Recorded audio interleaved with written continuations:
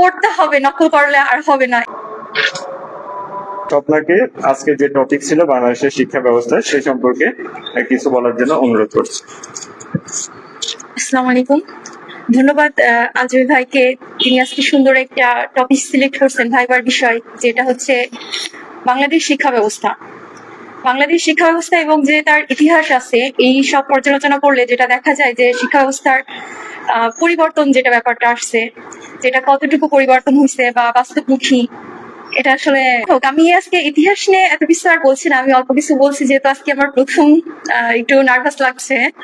তারপরে বলছি যে আসলে যে শিক্ষা ব্যবস্থা, এই শিক্ষা ব্যবস্থা বর্তমানে কোন অবস্থানে আছে, আসলে কি এর পরিবর্তন হয়েছে? আমার তো মনে হয় তেমনটা পরিবর্তন হয় নাই। পড়ালেখাটা যেমন, শিক্ষা ব্যবস্থা কেমন যেন মুখস্থ নির্ভর হয়ে গেছে, প্রতিনিয়ত শুধু মুখস্থ করা, সিলেবাস আর পরীক্ষা। মানে শিক্ষা ব্যবস্থাটা এমনই হয়ে গেছে যে বলছে পরীক্ষা নির্ভর। আমাদের বর্তমান শিক্ষামন্ত্রী আছেন, যিনি শুধু একটা কথা প্রায় বলেন, যেটা আমি শুনি, মানে তার প্রথম ছিল যে পড়তে হবে, নকল করলে আর হবে না, এরকম একটা টপিক, মানে একটা কথা বলে। কিন্তু আসলে এটা আমার কাছে একটু জোকসের মতো মনে হয়। তো উনি যেটা বলতেছেন যে নকল করা হবে না, আমি দেখতে পাই যে আমাদের নতুন প্রজন্ম যারা স্কুলে যাচ্ছে, তাদের শিক্ষা ব্যবস্থা, তাদের ক্লাসে কতটুকু করাচ্ছে বা শিক্ষক কিভাবে করাচ্ছেন। আমার তো মনে হয় না যে শিক্ষক, যদি একজন শিক্ষক ক্লাসে যদি ভালো করে পড়ান বা শিক্ষা ব্যবস্থা যদি সেরকম বাস্তবমুখী আসে, তাহলে এই নকলের অবস্থানটা আসে না। আর সত্যি কথা বলতে কি, 2026 সালে এসে এই নকল ব্যবস্থাটা নাই। তারপরেও যে শিক্ষা ব্যবস্থা যে উন্নত হওয়ার দরকার, সেটা না। ক্লাসে পড়া দিচ্ছে, বলছে যাও নেট দেখে সার্চ দেখে করে নিয়ে এসো, বা অ্যাসাইনমেন্ট দিচ্ছে। তো এই অ্যাসাইনমেন্ট থেকে আসলে কি শিখতেছে আমি বাচ্চারা আসলে বুঝতে পারি না। আর একটা যে শিক্ষা ব্যবস্থার পদ্ধতি চলে আসছে, ওটার কারণে, যেমন আমি বলি, আমার মাগুরাতেই কিছু প্রতিষ্ঠান আছে, বা শুধু মাগুরা নয়, বাইরে অন্যান্য প্রতিষ্ঠানও আছে, যেখানে দেখা যাচ্ছে বছরের পর বছর পরীক্ষা হচ্ছে। আজ এসএসসি, ইন্টার, এইচএসসি, মানে বিভিন্ন সময় বিভিন্ন পরীক্ষার কারণে বাচ্চাদের ক্লাস কিন্তু হচ্ছে না, বন্ধ হয়ে যাচ্ছে, অফ থাকতেছে। তারা এখন কি করতেছে, 6 মাস পরে পরীক্ষা, কিন্তু 6 মাস তো স্কুল বন্ধই ছিল, অথবা হাফ টাইম করাইছে, ছুটি দিয়ে দিছে। এখন ওই বাচ্চাটা পরীক্ষার হলে কি লিখবে? তার তো ক্লাসই হয় নাই, সে পড়ে নাই। তাকে বলা হচ্ছে যাও নেট দেখে, অনলাইন থেকে সার্চ করে পড়ে নাও। তো আসলে কি তাই পড়ালেখাটা কিরকম? আমার বাচ্চা যদি স্কুলে যায়, সে কিছু শিখছে না, কিছু না, অথচ পরীক্ষার সময় পরীক্ষা দিতে হবে। এখন এই সময় যে, বা যে প্রতিষ্ঠানগুলো বছরের পর বছর বন্ধ ছিল, যেমন আমার মনে হয় পরীক্ষার জন্য যদি আলাদা একটা কেন্দ্র করা হয়, যেমন আমাদের একটা বিশ্ববিদ্যালয় আছে, ঢাকা আরবি বিশ্ববিদ্যালয়, যেই বিশ্ববিদ্যালয়তে শুধুমাত্রই পরীক্ষা হয়, পরীক্ষা নিয়েই কাজ হয়। তো আমাদের এই যে মাগুরাতেই যে প্রতিষ্ঠানগুলো আছে, প্রায় সময় পরীক্ষার কারণে স্কুল বন্ধ থাকছে। তো এটা যদি আলাদা একটা প্রতিষ্ঠান হয়, যেখানে শুধু পরীক্ষা হবে আর অন্যান্য জায়গায় ক্লাসের কার্যক্রম থাকবে, তাহলে একটু পরিবর্তন আসে। আর যে বিষয়টা আসছে, সেটা হচ্ছে আমাদের শিক্ষা ব্যবস্থা, আমরা অনার্স মাস্টার্স কমপ্লিট করে এই জব পেতে পেতে আমাদের বয়সটা যে কোথায় চলে যায় আসলে। আমরা এই সময় যে, আমার মনে হয় কি, এই শিক্ষা ব্যবস্থাটা অসুস্থ করে রাখতেছে, একটা জাতিকে মানে অসুস্থ করে রাখছে।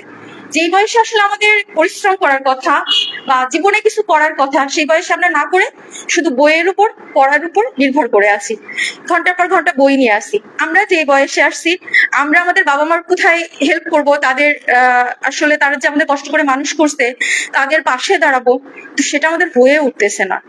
কারণ এই যে শিক্ষা ব্যবস্থা, এই শিক্ষা ব্যবস্থাকে কেন্দ্র করে আমরা আসলে আগাইতে পারতেছি না। যে প্রতিটা সরকারি আসছে এবং বলতেছে বাস্তবমুখী শিক্ষা ব্যবস্থা করবে, কিন্তু আসলে কই বাস্তবমুখী কি আসলেই হচ্ছে? আমার তো মনে হয় না হচ্ছে।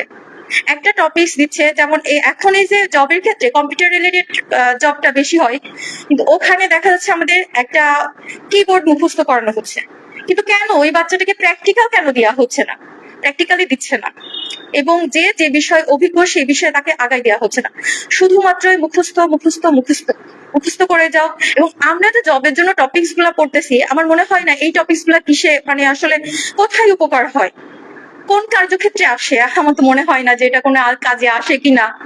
তো এমনিতেও প্রফেশনে যে দেখার পর যে আমরা একটা শিখতেছি, মুখস্থ করতেছি, এবং জবে ঢোকার পর আমাদেরকে কি করতে হচ্ছে, আবার সেই তাদেরকে শিখাইতে হচ্ছে আমাদেরকে যে কোথায় কি হবে। আচ্ছা, আমরা কি সেখানে জব করতে গেছি নাকি শিখতে গেছি, নাকি কোনো যে স্যার আছে ওনাদের কি কোনো ইয়ে আছে যেখানে জব করতে এসে তাদেরকে আমাদের হাতে কলমে শিখাবে?